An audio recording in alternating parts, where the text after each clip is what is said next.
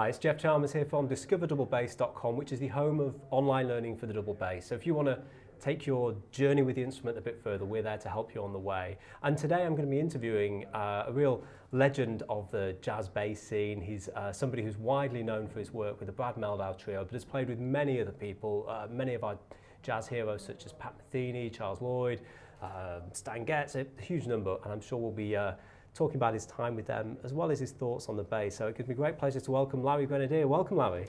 My pleasure to talk to you today. Well, it's fantastic. You're over here in London at the Barbican Centre, and you're playing this evening with Brad Mehldau Trio. So, yeah. And you were just saying how long you've been playing with. Yeah, I think I met Brad. You know, I moved to New York City in 1991, and I met Brad shortly after that, probably a year and a half later, and we, hooked up and started playing trio, and felt comfortable really quickly, and just kept it going. And now, over 25 years later, we're still doing it. And can you remember your first gig with Brad Mehldau? Absolutely, yeah. There used to be a club called the Village Gate in New York City. Unfortunately, it's not there anymore, but it was a place that you didn't have to be famous to play at. So a lot of people could get their start there, and you play a whole week, and you'd play, I think, 3 sets and then 4 sets on the weekend. It's a real gig. And Brad and Jorge Rossi were playing, and every night they had a different bass player come and play. And so I was one night there, and we played, and it felt really comfortable, and maybe we can get to more stuff with this. And so we all kind of felt the same way, and so we continued to do it after that. We made a record, and then we just kind of started touring quite a bit, and through that process of really playing a lot of gigs together, we really developed our own thing. Yeah. It's amazing the way that these relationships can lead and develop over such a long period of time. So I'm sure you didn't expect to be playing, from that first show for 25 years. Absolutely not. But for me, there's two sides. I really enjoy meeting new people and getting that experience of that freshness of exploring somebody's music, for the first time. And then there's this whole process of playing with people over time and gaining trust, and knowing that we each have each other's backs, and that we can kind of step out there and feel comfortable about maybe falling down because somebody's there to catch you, And so, we did that with Jorge for 10 years, and now with Jeff Ballard, we've done it for, I think, 12, 15 years, something like this. So it's really, we've been able to develop something over time, which is really unique in music, I think. Yeah, it must be. It must have been quite an exciting time. Do you remember when you were getting together with the trio, the kind of trios that you were all listening to and excited about? I'm wondering whether or not, you were all geeking out on the Keith Jarrett record, or perhaps you were listening to, Sure. one of the others. Who were the kind of trios? Well, it's funny thing is that we'd kind of done that exploring previously. By the time I moved to New York, I kind of. Not that I never stopped listening, of course, but I had really gone through that investigative process maybe 10 years earlier. I think we all had, actually, and so by the time we came together to play, it was kind of just exploring each other's personalities and finding the commonalities amongst the three of us, and then going deeper with that. It wasn't even like reflecting on an influence, and that had kind of formed already, I think, even though it's a process that never stops, but we never really talked about that. I know that for sure. And we also never rehearsed. That was my next question, actually. Right. People always say, well, how much did you? We rehearsed once for that one gig, and then I think in the 25 years, we've rehearsed one handful of times, if that. So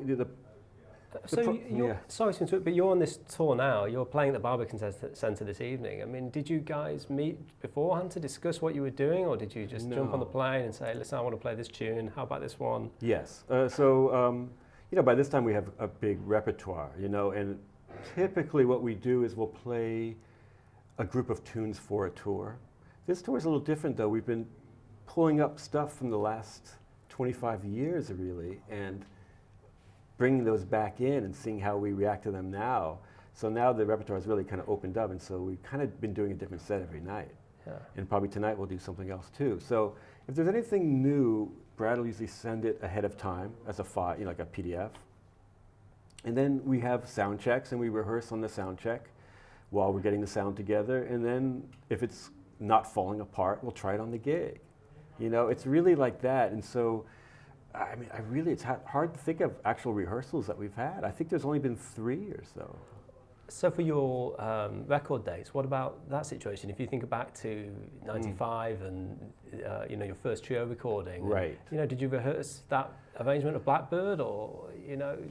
I don't think so. I mean, typically when we record, we're recording stuff that we've been playing for a little while. Not always. Sometimes we'll be doing the material for the first time on the recording, and then it's like, yeah, there might have been another rehearsal in there somewhere, but typically we'll rehearse it and then we'll record it. I mean, like, it's kind of part of the process, you know, and the beautiful thing about jazz, I think, is trying to capture that moment of freshness, you know, so you can definitely over-rehearse, and you can definitely do too many takes of a tune where the first take may not have been perfect, but it had a vibe that you're never going to get again. So, you know, I played quite a bit with Paul Motion over the last, you know, 20 years, and he showed me something just through his process of really not wanting to rehearse ever, and really doing 1 or 2 takes. After the second take, that was it, you know. So it's kind of that old school approach, you know. It's like, get the vibe, and then it's not about the perfect take. It's more about finding the take that has really got that magic. And the more you play something, the magic starts to go away as the perfection goes up.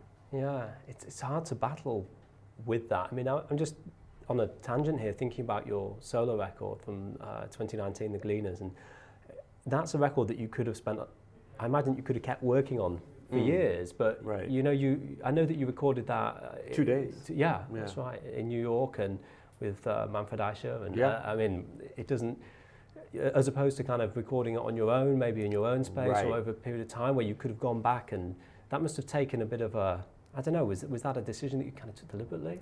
Well, I knew that that's how ECM's process works. So you really do a record in 2 days, and you mix it typically the next day, and it's done, it's ready to go out, you know. Yeah. So knowing that, I knew that I had to practice quite a bit in order to be able to get the material to tape pretty quickly. That I wouldn't have multiple takes on a tune. So it was really, for me, it was I mean, that whole process was really a learning experience, I have to say. Like, coming up with conceptually of how I wanted to do the record, coming up with the compositions, and then practicing them so that I could play them in a clear way. What were the ones that you found the most challenging? I'd say some of the Arco ones where I was doing double stops, you know, to get that to speak, have it be in tune, you know. But the whole thing, everything, because what it really brought to me was like really the essential parts of playing the instrument, or the essential parts of music in general, about sound and feel and form, and you know, just kind of all the things that underlie all music are magnified and laid bare when you play solo. Especially for bass, where we're always playing with other people typically. And I have to say that the one thing I wasn't prepared for was the feeling of being in the studio completely alone with nothing coming back at me. As a bass player, that was really odd, and it took me a second to come to terms with that. Did you play some shows? I know you did some shows after the release of the album, but did you do some solo shows and recitals beforehand to help you build up your chops? I should have. It would have been a good idea. I didn't. I mean, I probably should have done that. But I didn't. I just kind of practiced at home and then went into the studio, and then I've done gigs since then. Yeah. Did it come out the way that you expected? Mostly, yeah. I think so. I mean, some of it is kind of, you know, some tunes are kind of through composed, you know, and then most of them have written material that opens up into something more open. So I wanted to maintain that balance of planning, being prepared, but being ready for whatever might occur in the moment. Because to me, the great records that I love always have that. They're not perfect in certain aspects, maybe. So I think, you know, my experience recording a lot of records over the years prepared me to leave room for that. So I wanted that, whatever you want to call it, that magical moment to happen but to allow it to happen if it was going to come in. So the material allowed space for it, and then just kind of my outlook on it allowed for the space to happen. That's really a fantastic recording, and one that I love the way that it builds over the course of the recording, and the way that you present your solos and your improvising. I'm sure we'll talk about that a little bit later. Something that just came to mind was, did you listen to any solo double bass albums in advance? Is that? Well, I mean, over the years I had already. I grew up listening to Dave Holland's solo records, and Miroslav Vitus made a great one for ECM in the early 80s. Manfred turned me on to the great bass player Bar Phillips, who I'd always known, but I hadn't really listened to so much, and then that was beautiful what he's done for the instrument. But bass players like Mark Dresser, it's just coming to mind. Yes. Once I got in there, it's like, a lot of people have done this, and people assume there's only a few solo bass records, but there are quite a few, and then there's quite a few Europeans who have made great records. And then in the classical world, there's that whole, like Stefano Scodanibio, we're exploring the different timbres of the instrument. I mean, this is like masterfully done when you hear him do it. So at a certain point, I listened, and then at a certain point I stopped. Yeah. Because I saw, I see ideas, and now let me find my ideas. So they were influenced by other people, and then I wanted to be my own personality. So, for a while I didn't listen to those things. Yeah. So just to wrap up the conversation, thinking in terms of listening and records, I was hoping that you might be able to share with us a couple of your favorite recordings that that you've made through your career. Perhaps one with Brad, perhaps one without. I mean, maybe for the bassists watching who are less familiar and are looking for somewhere to start. Sure. I know I have my favorite recordings, but what are you most proud of? Yeah, for different reasons, I guess. I've made a lot of records with Brad, and the one that kind of maintains itself for me over time is this one called Songs. When you go in the studio, there's so many factors that you don't have control over. I mean, you pick the repertoire, you pick the band, you pick the studio, you pick the engineer, but at a certain point, there's something that can or cannot happen that'll lift the record to make it a special record, and you kind of feel it in the moment, that you feel everybody's kind of on their game that day.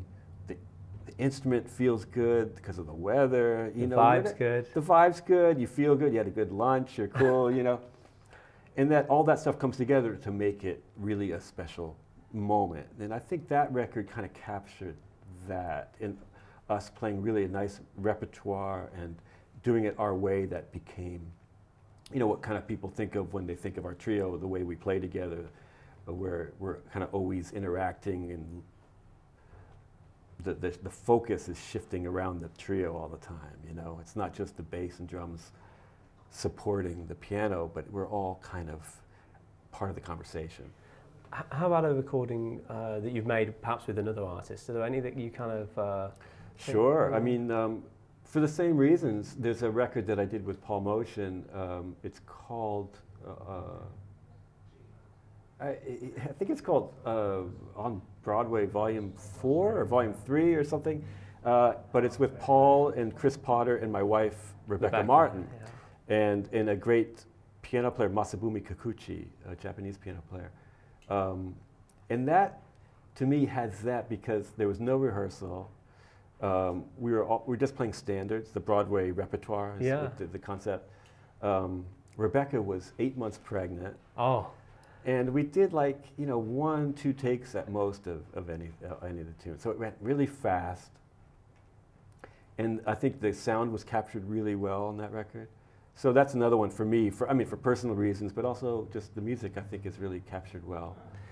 Yeah. So that's another one. I think I'd love to throw in a recording to recommend to people to check you out on, because I think it's such a great way of listening to you, which is particularly for new players. is when I was, I keep getting the When I name Was wrong. Long Ago. When I Was Long Ago, that you made, and that's a trio recording with yourself, Rebecca Martin, and I think Bill McHenry. and Bill McHenry on saxophone. Yeah. And that's a really interesting recording because, of course, there's no piano and there's no drums. Right. So you're all the way out there, and you're playing a lot of standards. You Yeah. know, a Willow Weep for me is that cool bass right. figure. I remember I think I've stolen that a few times. Yeah, there's some really nice, but beautiful, I think, is on that record.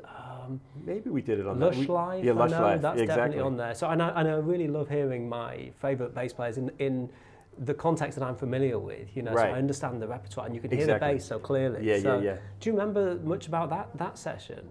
Sure. I kind of remember all sessions. I mean, Yeah. they always leave an imprint, you know, good or bad. Yeah.